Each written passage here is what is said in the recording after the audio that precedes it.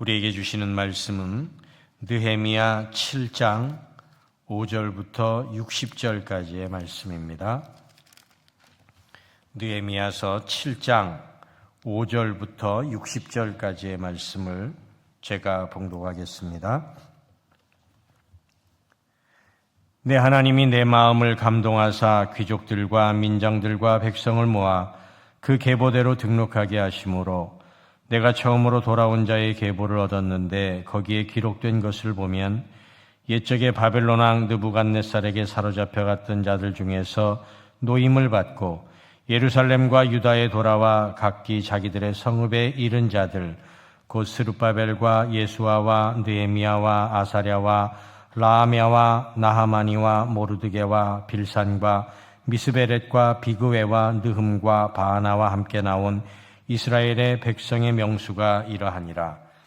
바로스 자손이 2172명이요 스바다 자손이 372명이요 아라 자손이 652명이요 바한모압 자손 곧 예수아와 요압 자손이 2818명이요 엘람 자손이 1254명이요 사투 자손이 845명이요 삭게 자손이 760명이요 빈누이 자손이 648명이요 부베 자손이 628명이요 아스갓 자손이 2322명이요 아도니감 자손이 667명이요 비그웨 자손이 2067명이요 아딘 자손이 655명이요 아델 자손 곧 히스기야 자손이 98명이요 하슴 자손이 328명이요 베세 자손이 324명이요 하립 자손이 112명이요 기브온 사람이 95명이요 베들레헴과 느도바 사람이 188명이요 아나도 사람이 128명이요 베다스마웨 사람이 42명이요 기럇여아림과 그비라와 부에로 사람이 743명이요 라마와 게바 사람이 621명이요 믹마스 사람이 122명이요 베델과 아이 사람이 123명이요 기타 느보 사람이 52명이요 기타 엘람 자손이 1254명이요 하림 자손이 320명이요 여리고 자손이 345명이요 로드와 하딧과 오너 자손이 721명이요 스나아 자손이 3930명이었느니라. 제사장들은 예수아의 집 여다야의 자손이 973명이요 임멜 자손이 1052명이요 바스울 자손이 1247명이요 하림 자손이 1017명이었느니라. 레위 사람들은 호드야 자손 곧 예수아와 간미엘 자손이 74명이요 노래하는 자들은 아삽 자손이 148명이요 문지기들은 살롬 자손과 아델 자손과 달문 자손과 악굽 자손과 하디다 자손과 소베 자손이 모두 138명이었느니라. 느디님 사람들은 시아 자손과 하수바 자손과 다바옷 자손과 게로스 자손과 시아 자손과 바돈 자손과 르바나 자손과 하기바 자손과 살메 자손과 하난 자손과 기델 자손과 가할 자손과 르아야 자손과 르신 자손과 느고다 자손과 갓삼 자손과 우사 자손과 바세야 자손과 베세 자손과 무우님 자손과 느비스심 자손과 박북 자손과 하그바 자손과 할훌 자손과 바슬리 자손과 무히다 자손과 하르사 자손과 바르고스 자손과 시스라 자손과 데마 자손과 느시아 자손과 하디바 자손이었느니라. 솔로몬의 신하의 자손은 소대 자손과 소베렛 자손과 브리다 자손과 야알라 자손과 다르곤 자손과 깃델 자손과 스바디아 자손과 핫딜 자손과 보게렛 하스바임 자손과 아몬 자손이니 모든 느디님 사람과 솔로몬의 신하의 자손이 392명이었느니라. 아멘. 우리에게 주시는 이 말씀을 통하여 하나님의 큰 은혜와 사랑이 항상 함께 하시기를 바랍니다. 사람 이름이 엄청 많이 나오죠. 우리가 발음하기도 힘든 사람들이 굉장히 여러 명 나옵니다. 성경에 종종 이러한 본문이 있습니다. 족보를 기록하는 본문들이 있고 또 사람 이름을 이렇게 계속 나열하고 열거하는 이러한 본문들이 종종 있습니다. 우리가 이 본문들을 읽으면서 마음에 참 고민이 되죠. 이게 도대체 무슨 뜻인가? 왜 이렇게 사람 이름을 잔뜩 기록해 놓았는가? 물론 각 책마다 사람 이름을 이렇게 여러 명 기록할 때는 나름대로 다 이유가 있습니다. 오늘 본문에도 그러한 이유가 있습니다. 예루살렘 성벽이 다 재건됐잖아요. 그러니까 그 성 안에 이제 사람들이 예루살렘 성을 다 재건하고 그 성을 이제는 잘 지켜나가야 돼요. 성 지었다고 해서 끝나는 건 아니잖아요. 대적들은 여전히 이 예루살렘을 호시탐탐 노리고 있어요. 그래서 이 성을 지켜나가야 되는데, 그래서 하나냐 뭐 이런 사람들도 두고 성을 잘 지켜나가고 방비하도록 그렇게 했습니다. 그런데 예루살렘 성을 회복하고 이것을 계속 지켜나가기 위해서는 관리자만 두어가지고는 불충분한 것입니다. 결국 이 성이 회복되고 이 성을 잘 지켜나가기 위해서는 어떻게 해야 됩니까? 그 성에 사람들이 살아야 돼요.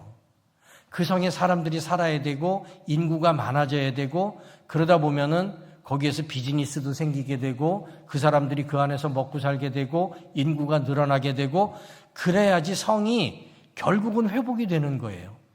여러분, 도시를 예쁘게 잘 건설했어요. 그런데 거기 아무도 안 산다. 그러면 그 도시는 무슨 도시가 돼요? 유령 도시가 되는 거예요. 도시를 예쁘게 잘 건설했으면 사람들이 거기 가서 살아야 돼요. 그래서 거기에 어른들도 계시고 장년들도 계시고 청년들도 있고, 그리고 어린아이들도 있고, 아이를 많이 낳아서 아이들이 뛰놀고 학교를 가게 되고, 여러분 이렇게 해야지 거기에서 비즈니스도 살고 우리가 그 도시에서 먹고 살고 행복한 삶을 누릴 수 있지 않겠습니까? 여러분, 이스라엘도 그랬어요. 포로에서 사람들이 돌아왔어요. 그런데 사람들이 다 제각각 흩어져서 사는 거예요. 자, 예루살렘 성전을 짓고 성벽을 재건하고 이 성이 이제 하나님이 구별하신 땅, 이 예루살렘이 회복돼야 되겠는데 사람이 살 수 있도록 성벽은 다 만들었어요. 그럼 이제 어떻게 해야 돼요? 이 안에 사람들이 들어와서 살아야 되는 거예요. 근데 지금 포로에서 돌아온 사람들이 1차로 온 사람들이 있거든요. 느헤미야는 3차로 온 거예요. 근데 느헤미야가 3차로 와보니까 사람들이 예루살렘에 살지 않고 여기저기 다 흩어져서 사는 거야. 그래서 느헤미야가 우리 이러지 말고 지금 예루살렘 성벽을 재건했으니까 여기에 우리가 모여서 살아야 된다. 우리 이 성을 살려야 된다. 그래서 여러분, 가문별로 사람들을 다 조사하는 겁니다. 이거는 5절 말씀에 보면은 이렇게 되어 있습니다. 같이 읽어보시겠습니다. 내 하나님이 내 마음을 감동하사 귀족들과 민장들과 백성을 모아 그 계보대로 등록하게 하심으로 내가 처음으로 돌아온 자의 계보를 얻었는데 거기에 기록된 것을 보면, 처음으로 돌아온 자들이 있었다 그랬잖아요. 이 처음으로 돌아오는 사람들이 1차 포로 귀환 자들입니다. 이거를 누가 기록했는가 하면은 스룹바벨이라는 사람이 기록을 했어요. 이거를 스룹바벨한테 이야기를 해갖고 느헤미야가 이 기록을 얻었다는 겁니다. 그래서 자기가 쭉 조사해 보니까 이러한 가문에 이러한 사람들 몇 명이 1차 포로로 온 거예요. 그래서 그 사람들을 다 만나고 그 사람들을 조사해 가지고 우리가 예루살렘 성벽을 다 만들었으니까 우리 이 안에 들어가서 살자. 그래야지 우리 예루살렘 성이 회복된다. 우리 인구가 늘어나야지. 지금 하나니와 거기에 관리자로 두었지만 그래가지고는 이 관리자만 있어갖고는 성이 살 수 있는 게 아니다. 우리 여기에 하나님의 사람, 하나님의 백성들 우리가 헌신해서 이곳에 들어가서 인구를 늘리고 비즈니스를 일으키고 여기에 모든 것이 활발하게 움직일 수 있도록 도시의 인프라를 만들고 이렇게 하자는 것입니다. 사람이 살 수 있는 곳으로 우리가 만들어 가자라는 것입니다. 그래서 이 일을 느헤미야가 하게 되는 겁니다. 이 일을 하기 위해서 이 명단이, 이 사람들의 이름이 필요했던 것입니다. 그래서 자기가 했던 이 일을 오늘 느헤미야서를 통하여 기록하고 있습니다. 자, 어떻게 보면은 느헤미야가 참 지혜로운 사람이에요. 페르시아의 술 맡은 관원, 비서실장 정도 되려면은, 왕의 비서실장 되려면은 보통 사람은 아닙니다. 굉장히 지혜가 뛰어나고 명철한 사람입니다. 그래서 성벽을 재건할 때도 대적들을 대하는 것, 그 다음에 산벨랏과 도비아를 대하는 것도 매우 지혜롭게 대처를 하면서 일을 이끌어갔습니다. 그리고 이제 생각합니다. 이 성이 앞으로 어떻게 해야지 살 수 있을 것인가. 관리자가 있어야 되지만 궁극적으로는 이 성에 사람들이 모여서 살 수 있도록 만들어야 된다. 그래서 이걸 일일이 다 받아가지고 이 사람들을 찾아다니면서 우리가 예루살렘 성 안에 모여서 살자, 이 이야기를 지금 하고 있는 것입니다. 그런데 이 말을 하면서 느헤미야는 무슨 이야기를 하는가 하면은 하나님이 내 마음을 감동시키셔서 이 일을 하게 했다, 이렇게 고백을 합니다. 5절 처음에 이렇게 말씀하죠. 내 하나님이 내 마음을 감동하사. 자, 자기의 지혜로 했다라고 말하지 않습니다. 내가 지혜로워서 이렇게 예루살렘 성벽을 재건하고 이 성을 내가 살렸다, 여러분 이렇게 말하지 않습니다. 느헤미야가 한 일이 대단한 일입니다. 그런데 느헤미야는 어떻게 이야기합니까? 하나님이 내 마음에 감동을 주셔서 하나님이 나에게 이렇게 할 수 있도록 그 마음을 나에게 허락하셨다는 것입니다. 여러분, 이 모든 일을 하는데 하나님이 하셨음을 고백하고 있는 것입니다. 우리가 주의 일을 감당할 때 이런 마음으로 감당할 수 있기를 바랍니다. 내가 한 일입니다. 내가 수고하고 내가 땀 흘리고 내 손과 발을 움직여서 한 일입니다. 그런데 그 마음을 그렇게 할 수 있는 마음과 환경과 여건을, 모든 조건들을 누가 주신 겁니까? 하나님이 주셨다는 것입니다. 우리가 이것을 고백할 수 있어야 됩니다. 그래서 어떤 일을 해놓고 나를 자랑하거나 나를 나타내는 것이 아니라 이것은 하나님의 일이었음을 고백하는 것입니다. 느헤미야가 이것을 하나님이 마음을 주셔서 하나님의 감동으로 했다라고 하는 이 이야기를 하는 이유가 또 있습니다. 그것은 뭔가 하면은 가끔 인구조사를 할 때 자기의 세력을 과시하려고 했던 사람들이 있어요. 다윗이 그랬어요. 다윗이 인구조사에서 내 군대가 얼마나 되는가, 이 인구조사를 했다가 하나님 앞에 혼납니다. 그런데 인구조사를 좋은 의미에서 한 적이 있어요. 출애굽을 할 때 출애굽을 해서 광야의 행진, 대오를 결정하기 위해서 인구조사를 하고, 또 가나안 땅에 들어가기 전에 들어가서 땅을 어떻게 분배할 것인가, 이것 때문에 인구조사를 한 적이 있어요. 자, 이 인구조사에 있어서도 어떤 거는 하나님의 뜻에 의해서 한 것이고 어떤 것은 인간의 뜻에 의해서 한 것입니다. 자, 느헤미야가 지금 이 인구조사를 하는 일이 무슨 일이라는 것입니까? 하나님의 뜻에 의한 일이라는 것을 말하고자 하는 것입니다.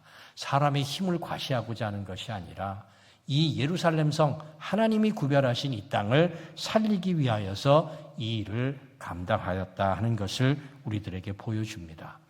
그리고 백성들을 모으는데 귀족들과 민장들과 백성들을 모았다는 것입니다. 아마 이스라엘에 이러한 세 종류의 계층의 사람들이 있었던 것 같아요. 귀족들이 있었고, 또 그 귀족들 밑에 관리하고 그래도 중간 지도자급이 있었고 백성들이 있었던 것 같아요. 여러분, 여기에 이 모든 사람들이 다 참여합니다. 귀족들만 했던 것이 아니고, 민장들만 했던 것이 아니고, 백성들만 했던 것이 아니고, 직책상의 차이는 있을지 몰라도 모든 이스라엘 백성들이 우리는 하나님의 선민이다라고 하는 이 마음을 가지고 같이 참여했다는 것입니다. 그래서 여기에 이 복음의 축복에 하나님이 허락하여 주신 땅에 참여하는 이러한 일들을 우리에게 기록을 하고 있습니다. 그리고 이렇게 기록을 하는데 사실은 1차 포로 귀환자들이 그렇게 많지 않았습니다. 유다가 바벨론에 멸망을 해서 바벨론의 포로로 잡혀갈 때 그때 20세 이상 남자 성인만 인구를 추정을 해보면은 약 한 100만 명 정도 됐다 그래요. 그런데 남자만, 20세 이상 남자만, 그러니까 이제 그 외의 인구는 더 많았겠죠. 그런데 바벨론이라는 나라가 포로로 잡아갈 때 다 잡아간 게 아닙니다. 아주 극빈 계층, 이런 계층은, 가난한 사람들은 잡아가지 않았습니다. 중간 이상의 사람들을 잡아갔어요. 그러다 보니까 포로로 잡혀간 사람들이 남자만 그저 몇십만 명, 이런 정도 될 것이라고 추정을 합니다. 그래도 몇십만 명은 됐는데 바벨론에 가서 70년을 살다가 페르시아의 고레스 왕이 바벨론을 무너뜨리면서 고레스가 칙령을 내립니다. 너희 나라도 돌아가도 좋다. 이제 더 이상 이 땅에서 노예가 아니다. 자유롭게 돌아가고 싶은 사람 다 돌아가라. 그랬는데 1차로 이스라엘 땅에 돌아온 사람들이 몇 명 정도였는가 하면은 5만 명이 채 안 됐어요. 그러니까 몇십만 명이 갔다가 5만 명이 채 안 되는 소수의 인원이 돌아오게 된 것입니다. 그러니까 이 소수의 인원이 돌아왔으니까 이 인원이 또 다 흩어져서 사니까 예루살렘에 살 수 있는 인원이 별로 없었던 거예요.